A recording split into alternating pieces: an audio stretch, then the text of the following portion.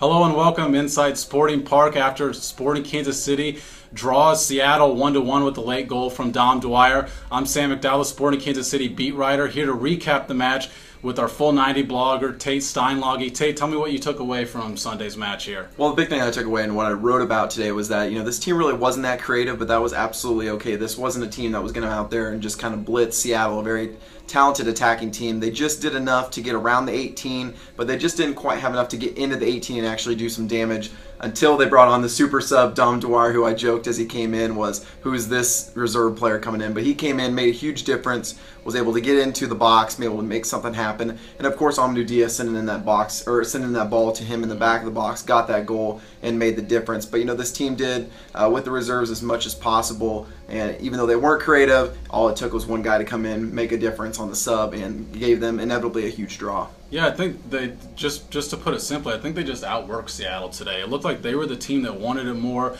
They put out a lineup that did not include their top eight players, which kind of tells you that they were focused on Wednesday's Open Cup final more than they were on Sunday. But still, I think Seattle sees that lineup too, and maybe Seattle reacts to that lineup thinking, we're not playing the first team for Sporting Kansas City. Maybe that's why we didn't see the energy from Seattle that we've seen their last four victories.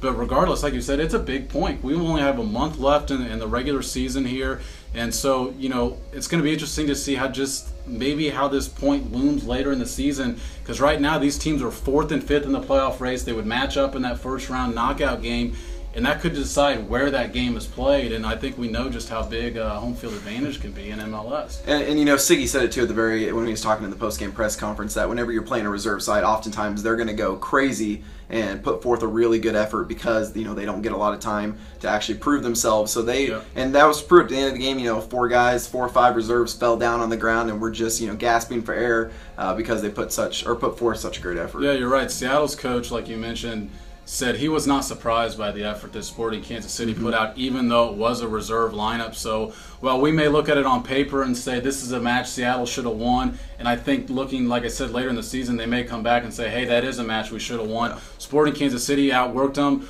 on Sunday, and they get a point because of it. So, big point for Sporting Kansas City. That's going to do it for our recap here. Thanks a lot for joining us inside Sporting Park.